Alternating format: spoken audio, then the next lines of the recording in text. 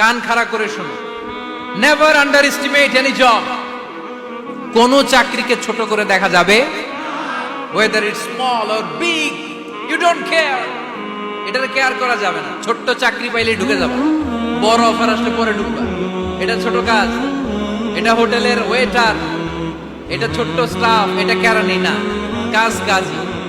কাজের মধ্যে কোনো ছোট বড় নাই। এজন্য কাজে আর শ্রমে কোনো লজ্জা নাই। লজ্জা হচ্ছে অলসতায়। লজ্জা কিসে? দুল্লানি আলা সুক। লক্ষ্মীপুরের কর্মঠ যুবক ভাইয়েরা, এই আব্দুর রহমান ইবনে আউফ আমাদের প্রেরণা। উনি অন্যের ঘাড়ে পাড়া দিয়ে খেতে চায় নাই, আরেকজনের উপর ডিপেন্ডেন্ট বা নির্ভরশীল হতে চায় নাই। তিনি স্বাবলম্বী হওয়ার শিক্ষা, লেসন কিয়ামত পর্যন্ত গোটা বিশ্বের যুবকদের জন্য রেখে গিয়েছে। চিল্লায় বলো ঠিক কিনা? দুল্লানি আলা সুক, show me the way to market. Market কোথায় দেখাও।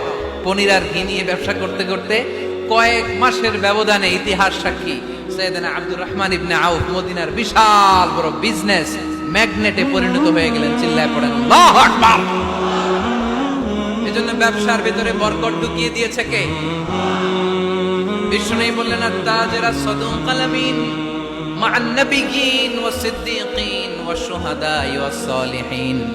আমানতদার ব্যবসায়ী তারা সাধারণ কোনো মানুষ নয়, কিয়ামতের দিন নবীদের সাথে হাসর হয়ে যাবে। আপনারা যারা ব্যবসা করেন, এটা সাধারণ বিষয় নয়। বিষ্ণু ইসলাম নিজেও ব্যবসায়ী ছিলেন। ওনার জীবনের প্রথমে তিনি খাদিজা রাদিয়াল্লাহু তাআলা আনহার ব্যবসার স্টাফ হয়ে কাজ শুরু করেছেন, এরপর নিজে ব্যবসা শুরু করেছেন।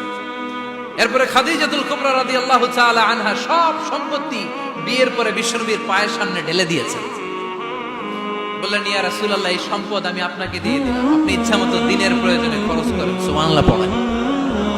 এজন্য বিষ্ণু ইসলাম আমাদের জন্য উপমা, আব্দুর রহমান ইবনে আউফ আমাদের জন্য উপমা। যারা ব্যবসা করেন তারা বিষ্ণু ইসলামের সুন্নাহ পালন করছেন। আত-তাজির আস-সাদুক আল আমিন। বিষ্ণু বললেন সত্যবাদী আমানতদার ব্যবসায়ী, যে ব্যবসা করতে যে মিথ্যা কথা বলে না। অনেক ব্যবসায়ীরা আছে পণ্য চালানোর জন্য মিথ্যা কথা বলে আর কসম কাটে, আছে না নাই? আহা, এমনটা করা যাবে? এরকম ডাকাইত আছে না নাই? আলহামদুলিল্লাহ লক্ষ্মীপুরে এরকম লোকজন নাই। আরে নাই, আমি কই নাই, এরা কই আছে। লক্ষ্মীপুরের মানুষ খুব ধার্মিক, আমি জানি। লক্ষ্মীপুর, নোয়াখালী, ফেনী এই বেল্টের লোকজন খুব আল্লাহওয়ালা। এদের মধ্যে আল্লাহওয়ালার সংখ্যা বেশি, এখানে আলেম ওলামা বেশি, এখানে মসজিদ মাদ্রাসা বেশি। এই জন্য এই জেলাগুলোতে আল্লাহর রহমত বেশি।